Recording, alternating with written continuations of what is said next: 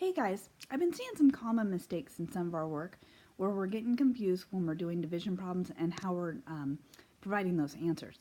So there's a difference when we have a remainder answer and when we have a fraction answer and when we have a decimal answer and how we go about finding it. So I just wanted to do a quick review for you today, and then I'm going to send you off today to do some division practice. So let's look at this example. We have 21 cookies and we want them to divide them among 6 friends.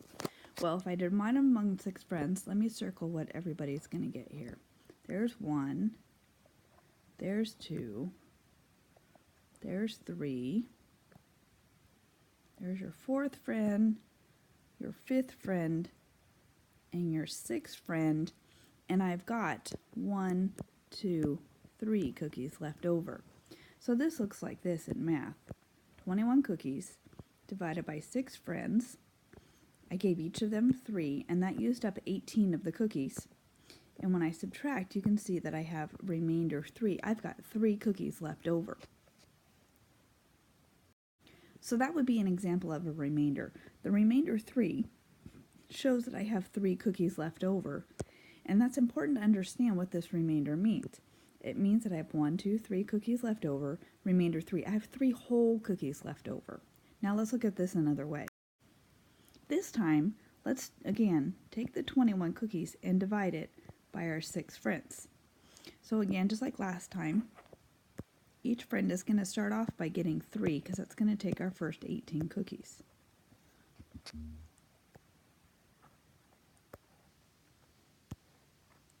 But I'm going to have these 3 cookies left over, as we see. Now what I can think about, rather than calling that remainder 3, is I can take this 3 and the 6 that I was using to divide and turn that into a fraction. 3 and 3, 6. And you guys know that 3, 6 can be simplified to be 1/2.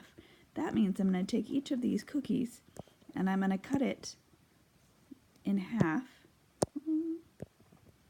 And I'm going to cut each cookie in half so that everybody gets a half of a cookie.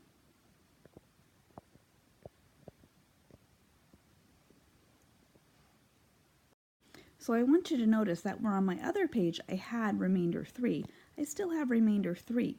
But with those 3 left over, I split them into fractional pieces, and I split them into each halves so that everybody could get a half. When I split those 3 into 6 pieces, everybody gets a half. So my answer here is 3.5 cookies per person. Now another way of looking at that would be taking 21, dividing it by 6. Again, everybody's going to get 3 cookies. That's my first 18 cookies. And I'm going to have 3 left over still. So here's my sets of 3 that everybody is originally getting. And then with these 3 left over, now we know that we're going to divide them into halves, but instead of making that as a fraction, I can add a decimal and a 0 and bring down that 0 and then keep dividing. And then I slide the decimal up and I get 3.5. You guys know that 0.5 is the same thing as a half. So that's the same answer that we had on the last one, showing that our last 3 cookies will divide it into 6 half pieces. So everybody gets 3.5 cookies. The same answer as I had on the last page where it was written as a fraction, but this time it's written as a decimal.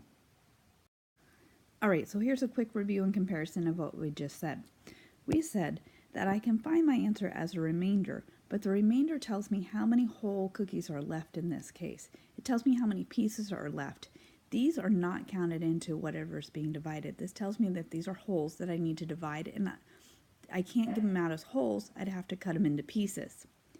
By taking my remainder and putting it over the number I was dividing by, that turns that into a fraction, and I can then see how big of a piece everybody is going to get out of those wholes.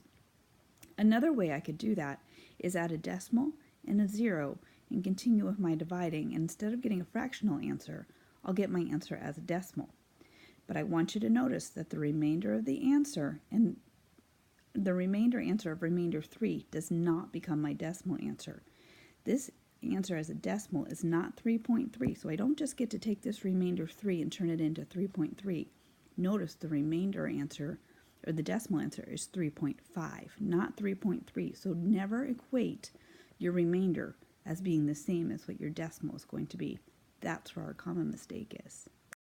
Alright guys, so hopefully seeing that side-by-side comparison that I just gave you helps clear some things up for you. Just remember, your remainder is not your decimal answer.